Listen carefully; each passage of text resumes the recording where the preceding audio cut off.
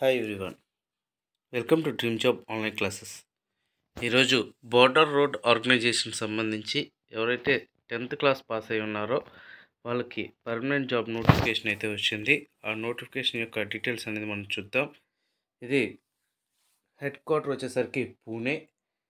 దీనికి సంబంధించి 10th pass అయిన వాళ్ళకి పర్మనెంట్ జాబ్స్ ఉన్నాయి, అలాగే ఐటీఐ పాస్ అయిన వాళ్ళకి కూడా పర్మనెంట్ జాబ్స్ ఉన్నాయి. దీనికి సంబంధించి ఎగ్జామినేషన్ ఫీజు ఎంత ఉంటుంది, అప్లికేషన్ ఫీజు ఎలాగా, అండ్ నెక్స్ట్ సెలక్షన్ ప్రాసెస్ ఎలా ఉంటుంది, అండ్ మీకు అడ్మిట్ కార్డ్స్ ఎలా వస్తాయి, కట్ ఆఫ్ ఎలా ఉంటుంది, దీనికి ఫిజికల్ ఎఫిషియన్సీ టెస్ట్ ఎలా ఉంటుంది, ఇవన్నీ కూడా మనం చూద్దాం. దీని హైట్ కానీ అన్నీ కూడా. ఇది ఓన్లీ మేల్ క్యాండిడేట్స్ మాత్రమే అప్లై చేయడానికి అవుతుంది. ఫీమేల్ క్యాండిడేట్స్కి ఎవరికి కూడా ఎలిజిబిలిటీ అనేది లేదు. ఇక్కడ ఎంఎస్డబ్ల్యూ కుక్ అని ఉంది. ఇది 10th పాస్ అయి ఉంటే చాలు. టోటల్గా 77 వేకెన్సీస్ అయితే ఇచ్చారు యూఆర్లో. ఓవరాల్గా అయితే 153 వేకెన్సీస్ అయితే ఉన్నాయి. ఇంకా ఎంఎస్డబ్ల్యూ మ్యాషన్ 172 వేకెన్సీస్ ఉన్నాయి. ఇది ఓన్లీ ఐటీఐ మ్యాషన్ చేసిన వాళ్ళు మాత్రమే ఎలిజిబిలిటీ ఉంది. సో ఎవరైతే ఐటీఐలో మ్యాషన్ ట్రేడ్ చేశారో వాళ్ళ ఎలిజిబిలిటీ ఉంది. And MSW blacksmith 75 vacancies ఉన్నాయి. అండ్ ఇది కూడా ఐటీఐ బ్లాక్ స్మిత్ చేయాలి. తర్వాత మెస్ వెయిటర్ 11 వేకెన్సీస్ ఉన్నాయి. ఇది 10th పాస్ అయి ఉంటే చాలు. టోటల్గా 411 వేకెన్సీస్ అయితే నోటిఫికేషన్ వచ్చింది. 411 వేకెన్సీస్తో ఇది జనరల్ రిజర్వ్ ఇంజనీరింగ్ ఫోర్సెస్ సంబంధించి ఉందన్నమాట ఇది జాబ్స్. సో ఈ జాబ్స్ అయితే బాగానే ఉంటాయి. ఫస్ట్ మీరు ఆఫ్లైన్లో అప్లికేషన్ అనేది ఫిల్ చేయాలి. ఇక్కడ ఈ విధంగా ఓపెన్ అవుతుంది. బోర్డర్ రోడ్ ఆర్గనైజేషన్ ఈ విధంగా ఓపెన్ అవుతుంది. అన్నీ కూడా క్యాపిటల్ లెటర్స్లోనే ఫిల్ చేయాలి. అండ్ నెక్స్ట్ వచ్చేసరికి మీరు ఇంగ్లీష్లోనే ఫిల్ చేయాలి. నేమ్ ఆఫ్ ది పోస్ట్ మ్యాషనా, లేకపోతే కుక్కా, లేకపోతే వెయిటరా, బ్లాక్ స్మిత్, ఇది ఇక్కడ రాయాలి. మీకు సెంటర్ వచ్చేసరికి పూణేలోనే ఉంటుంది. మీకు ఎగ్జామ్ అయినా పూణేలోనే ఉంటుంది. ఫిజికల్ ఎఫిషియన్సీ అన్నీ కూడా పూణేలోనే ఉంటాయి. అండ్ కేటగిరీ, ఏ కేటగిరీలో మీరు అప్లై చేస్తున్నారు అనేది టిక్ చేయాలి.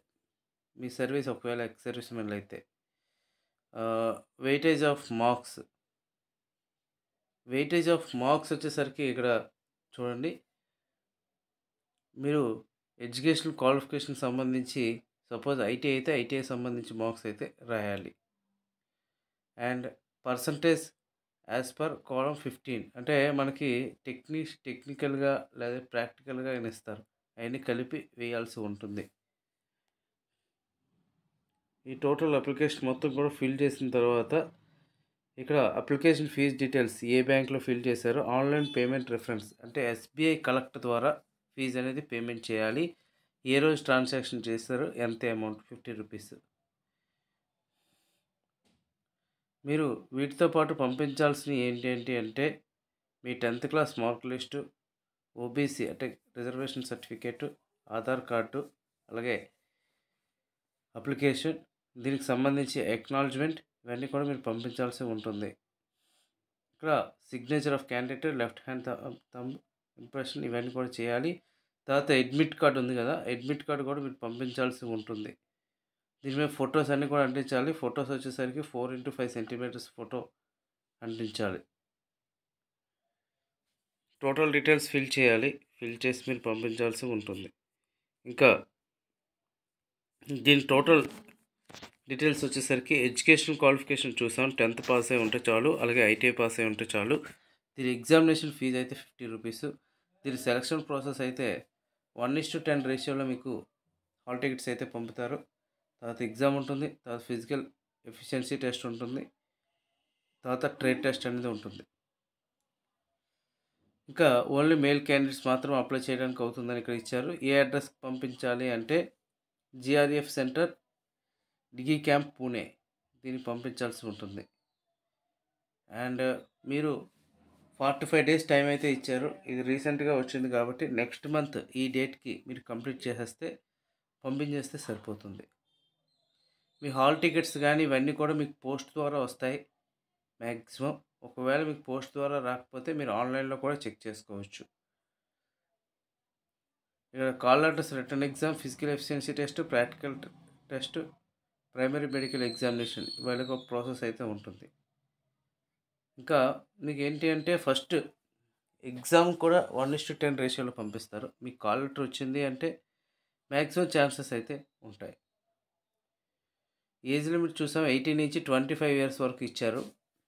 సో ఓబీసీకి అయితే 3 ఇయర్స్, ఎస్సీ ఎస్టీకి అయితే 5 ఇయర్స్ ఇవ్వటం అయితే జరిగింది.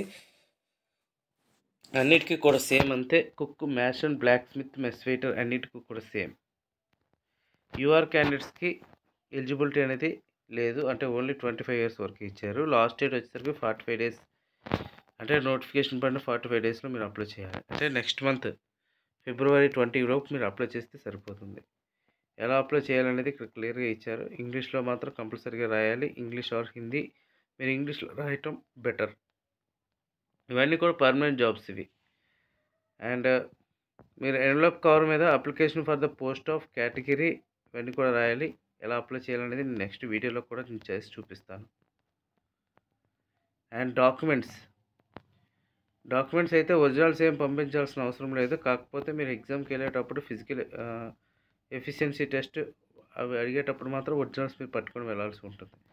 రిటర్న్ ఎగ్జామ్ అయితే బ్లూ ఆర్ బ్లాక్ పెన్, అంటే ఓఎంఆర్ బేస్డ్ ఎగ్జామ్ ఉంటుంది. తర్వాత ఫిజికల్ ఎఫిషియన్సీ టెస్ట్ ఉంటుంది. తర్వాత ప్రాక్టికల్ టెస్ట్ అనేది ఉంటుంది. ఫిజికల్ ఎఫిషియన్సీ టెస్ట్ వచ్చేసరికి 1.6 కిలోమీటర్స్ అనమాట ఉంటుంది. 5 మినిట్స్లో కంప్లీట్ చేయాలి. ఇది టోటల్ డీటెయిల్స్. అండ్ మీకు ఇంకా ట్రాన్స్ఫర్స్ అయితే ఉంటాయి మ్యాక్సిమం, ఎందుకంటే ఇది ఆల్ ఇండియా రొటేషన్ ఇది.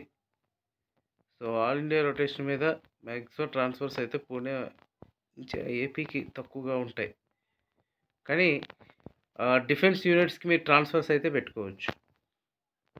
ఇంకా ఫిజికల్ ఎఫిషియన్సీ టెస్ట్ 10 మినిట్స్, ఇందా 4 మినిట్స్ అన్నాను. 1 మైల్ అంటే 1.6 కిలోమీటర్స్ 10 మినిట్స్లో కంప్లీట్ చేయాలి. మీ హైట్ కూడా మినిమం 157 సెంటీమీటర్స్ ఉంటే సరిపోతుంది. ఇంకేమీ అవసరం లేదు. మన ఆంధ్రప్రదేశ్కి 157 సెంటీమీటర్స్ ఉంటే హైట్ సరిపోతుంది. ఇది టోటల్ ప్రాసెస్. సో ఎవరికైతే ఎలిజిబిలిటీ ఉందో అందరూ కూడా అప్లై అయితే చేయండి. ఇది ప్రాసెస్. ఓకే ఫ్రెండ్స్, ఇంకా ఎలా అప్లై చేయాలనేది ఒక వీడియో చేసి మీకు పెడతాను.